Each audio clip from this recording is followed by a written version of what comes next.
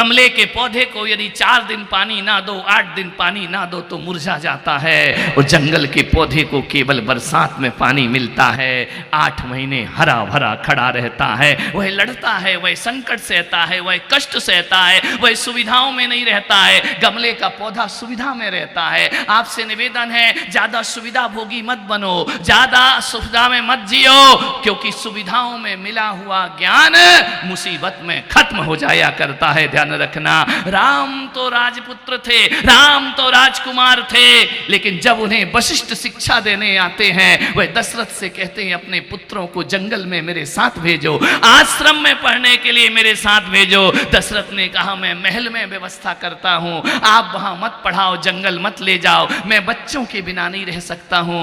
वशिष्ठ ने कहा जंगल में जाकर के मेरे छात्र बनेंगे, ये प्रतिकूल परिस्थितियों से लड़ना सीखेंगे।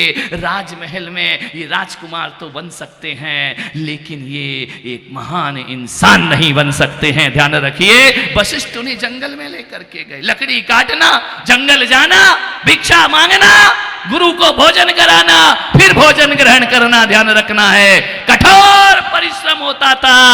पहले की शिक्षाओं में किताबें नहीं, ध्यान रखना, किताबों की शिक्षा नहीं दी जाती थी, अनुभव और आचरण की शिक्षा दी जाती थी। एक बात बताओ, यदि राम जी 12 वर्ष अध्ययन किया उन्होंने आश्रम में, यदि राम जी 12 वर्ष ये जंगल की विद्या नहीं सीखते, तो एक बात बताओ, क्या वो 14 वर्ष का वनवास काट सकते थे?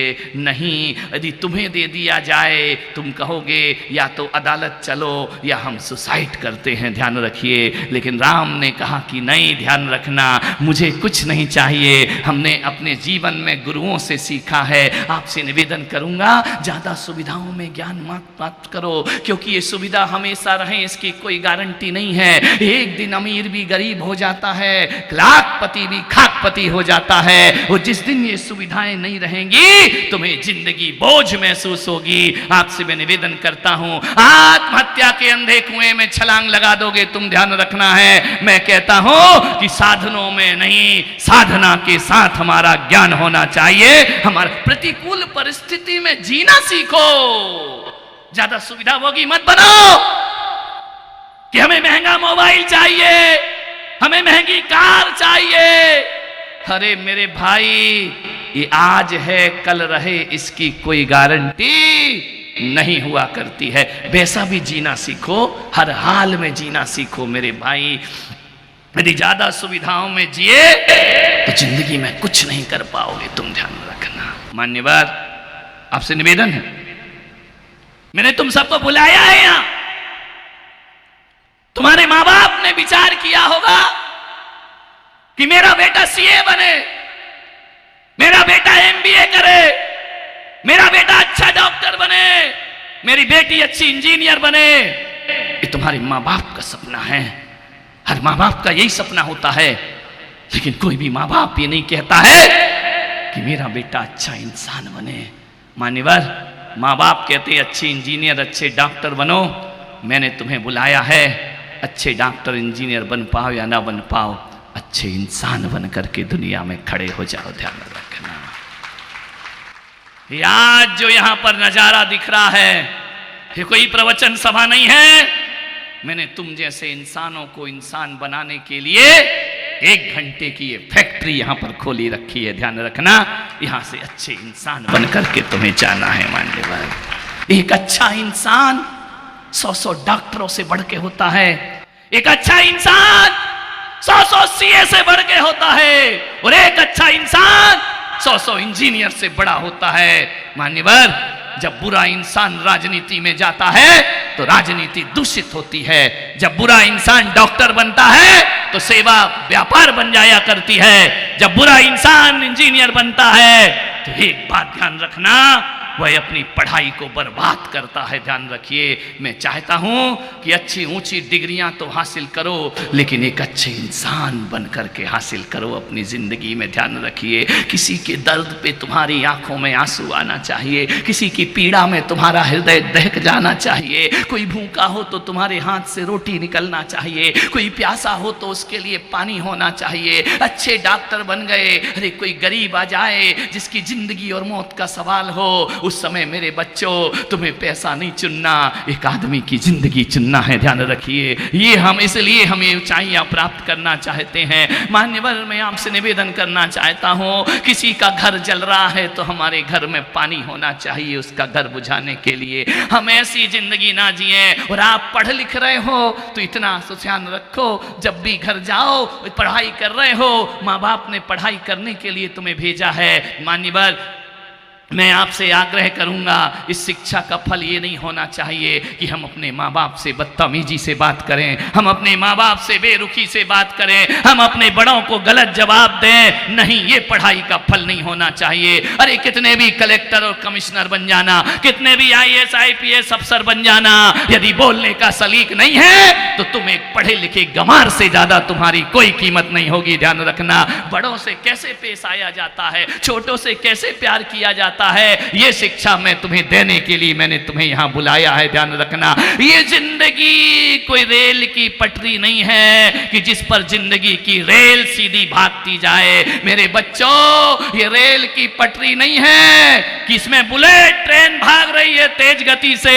अरे जिंदगी रेल की पटरी नहीं, जिंदगी गंगा की धार हुआ करती है। वह पर्वतों से गिरती है, चट्टानों से टकराती है, कभी बियाबान जंगल होता है तो कभी सुंदर सुंदर घाट हुआ करते हैं। जिंदगी एक गंगा की धार है मेरे भाई। जिंदगी को इतना आसान मत समझो, जूझना पड़ता है वक्त से, लड़ना पड़ता है इस बुराइयों से, संघर्ष करना पड़ता है इस मानव के जीवन को जीने के लिए। मेरे भाई, आपसे मेरा निवेदन है, जिंदगी को एक बात याद रखना, लायक बनाने में 100 साल कम पड़ जाते हैं और जिंदगी को नालायक बनाने में एक क्षण भी बहुत हुआ करता है। मान्यवर, एक स्लेट में जब मैं पढ़ता था तो एक स्लेट पर लिखा जाता था, एक पेंसिल होती थी, उस स्लेट में 1000 शब्द लिखे हैं और एक बूंद पानी गिरा के हाथ फेर दो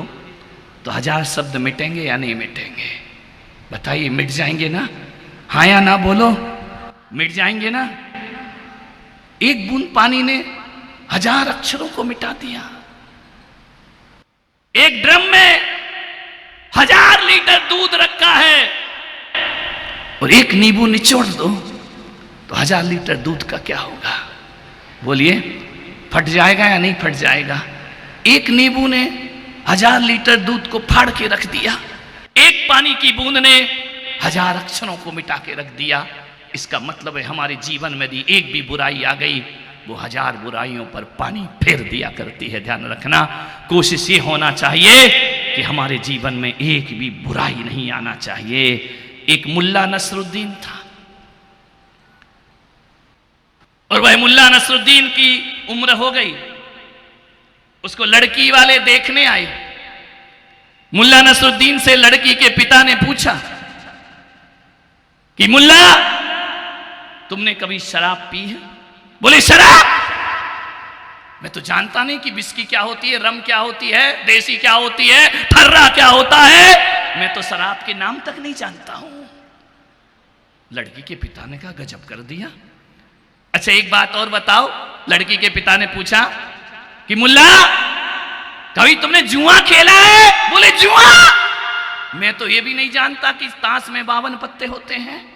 मुझे तो ये भी नहीं मालूम खिचड़ी की बेगम कौन होती है, लाल की बेगम कौन होती है, हुकुम का इक्का। अरे लड़की के पिता ने कहा, तुझे कुछ नहीं मालूम? अरे ताश छुई नहीं मैंने जिंदगी में कभी। अच्छा मुल्ला, एक बात बताओ, तुमने कभी चोरी की है? चोरी? मेरे बाप ने कभी चोरी नहीं की। मैंने आज तक नहीं मालूम है कि भीड़ में जेब कैसे काटी जाती है, कैसे लूटा जाता है, मैंने आज तक नहीं मालूम है। तो लड़की के बाप ने कहा, तुम चोरी नहीं करते, तुम जिंदगी में कभी किसी की हत्या नहीं करते, तुम जुआ नहीं खेलते, तुम शराब नहीं पीते। मुल्ला, एक बात बताओ, तुम्हारे पास एक भी अवगुण नहीं है? मुल्ला ने कहा, नहीं, मेरे पास एक भी अवगुण नहीं है, बस एक ही अवगुण है। बोले, क्या? बोले, मैं झूठ बोलता हूं। समझ गए क्या? कुछ को घर में जाके समझ में आएगा। एक झूठ ने सारे गुणों पर पानी फेर दिया। ध्यान रखना। बोले मैं झूठ बोलता हूं, बाकी सब में अच्छाई है। अरे एक झूठ है तो फिर अच्छाई है क्या तेरे पास? ध्यान रखे मान्यवर, विचार करना है। मैं स्कूल पढ़ता था, एक दिन मेरे टीचर ने मुझसे पूछा कि बताओ, मैथ्स के टीचर थे, गणित के टीचर, उन्होंने पूछा कि बताओ 2 और 2 4, 2 और 2 कितने होते हैं? आप भी बता सकते हैं कितने होते हैं? 4 होते हैं। मेरे शिक्षक ने मुझसे पूछा कि 2 और 2 4 ही क्यों होते हैं, 2 और 2 3 और 2 और 2 5 क्यों नहीं होते हैं? कोई उत्तर है आपके पास? मेरी क्लास में भी किसी के पास नहीं था। बोले 2 और 2 3 क्यों नहीं होते हैं, और 2 और 2 5 क्यों नहीं होते हैं, और 2 और 2 4 ही क्यों होते हैं? अपने शिक्षक से पूछना क्यों होते हैं 2 और 2 4। गणित का प्रश्न था, मुझसे पूछा गया कि तुम बताओगे। मैंने कहा कोशिश करूंगा। मेरे क्लासरूम में 25 बच्चे थे, सब कुछ ना बोल पाए। 25 तो छोड़ो, तुम हजारों नहीं बोल पा रहे हो, ध्यान रखना। मेरे से पूछा कि तुम बताओगे? मैंने कहा जरूर बताऊंगा। तो बोले बताओ 2 और 2 3 क्यों नहीं होते, और 2 और 2 5 क्यों नहीं होते? मैंने कहा सर इसलिए कि जब हमें इसलिए नहीं होते 2 और 2 3 कि हमें किसी का पैसा देना हो तो 2 और 2 3 नहीं होना चाहिए। ध्यान रखना, जब हमें किसी का पैसा लौटाना हो तो 2 और 2 3 नहीं होना चाहिए, और जब हमें किसी से पैसे लेना हो तो 2 और 2 5 नहीं होना चाहिए, 2 और 2 4 ही होना चाहिए। ध्यान रखना मान्यवर, मेरे शिक्षक ने कोई गणित का प्रश्न नहीं पूछा था, मेरे शिक्षक ने इंसानियत का प्रश्न पूछा था। यदि 2 और 2 3 हो जाएंगे तो देते समय हम 3 रुपए लौटाएंगे, और 2 और 2 5 हो जाएंगे तो लेते समय हम 2 और 2 5 रुपए लेंगे। इसलिए गणित ने नियम बना दिया कि 2 और 2 4 ही होते हैं, ना 3 होते हैं ना 5 होते हैं। ध्यान रखिए, ये नैतिकता का प्रश्न है। मानिए, विचार करना। आपसे निवेदन है, नैतिकता की पढ़ाई करो।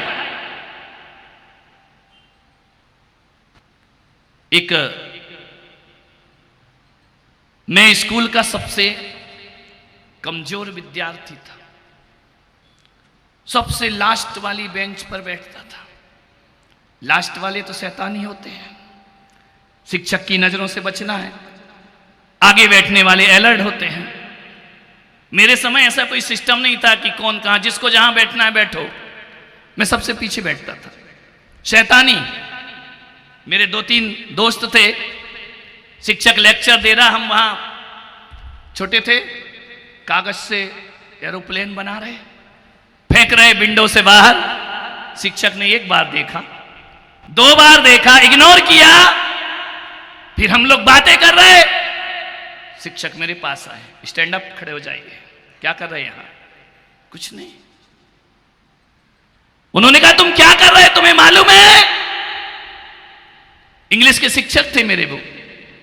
ना मुझे तब इंग्लिश आई ना अभी आई, आज तक नहीं आई मुझे अंग्रेजी, ध्यान रखना मान्यवर। उन्होंने कहा क्या कर रहे थे तुम यहां? मैंने कहा मैं क्लास में हूं, लेक्चर सुन रहा हूं।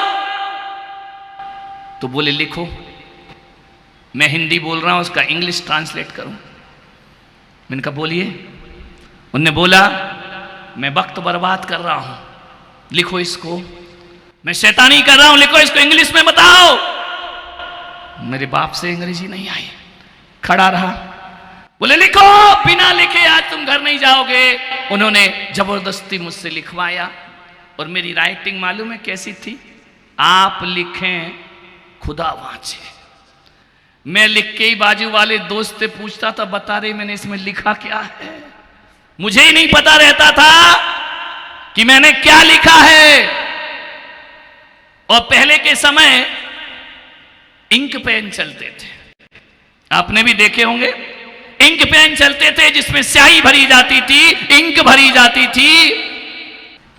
मेरे शिक्षक ने कहा कि लिखो, इंग्लिश में ट्रांसलेट करो।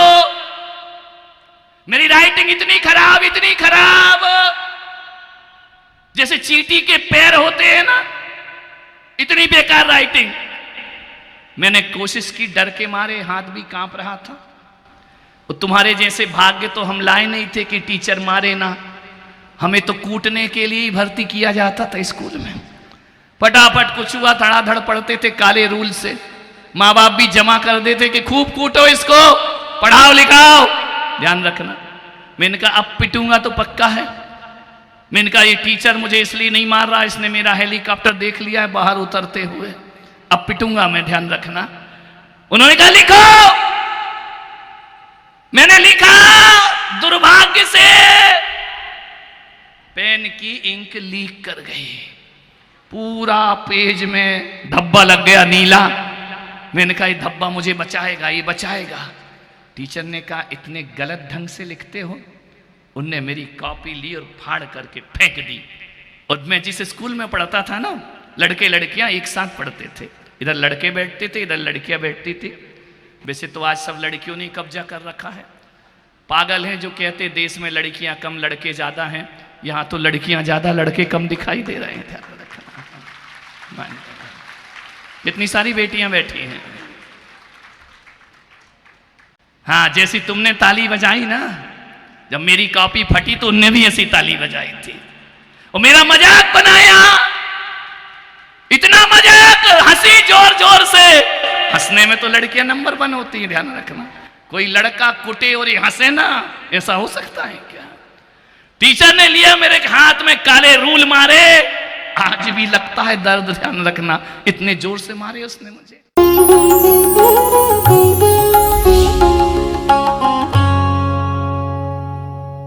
भगवान महावीर के अमर संदेश जीव दया की राह पर चलते हुए भारत गौरव राष्ट्र संत आचार्य श्री पुलक सागर जी गुरुदेव की प्रेरणा से वात्सल्य धारा ट्रस्ट द्वारा संचालित एक महाअभियान शिक्षा और सेवा समय की मांग। वात्सल्य धारा एक समाधान, मानवीयता की दुनिया में बढ़ते कदम। वात्सल्य धारा एक प्रकल्प अनेक, सुशिक्षा, सुस्वास्थ्य शिविर, औषधि वितरण। वात्सल्य धारा रुग्ण वाहिनी, अहिंसा प्रसार, माँ जिनवाड़ी संग्रहालय, जीव दया, गौ सेवा, कन्यादान, वात्सल्य धाम। सामर्थ्य अनुसार सहयोग धनराशि प्रदान कर हमसे जुड़े। बैंक खाता विवरण निम्नवत है, अथवा आप अपनी दान राशि दिए गए QR कोड को स्कैन करके हमें UPI द्वारा सीधे भेज सकते हैं। आपके द्वारा दिया गया दान आयकर की धारा ATG के अंतर्गत कर मुक्त है। पूछताछ हेतु हमें संपर्क करें 991098 7666 98109 00699।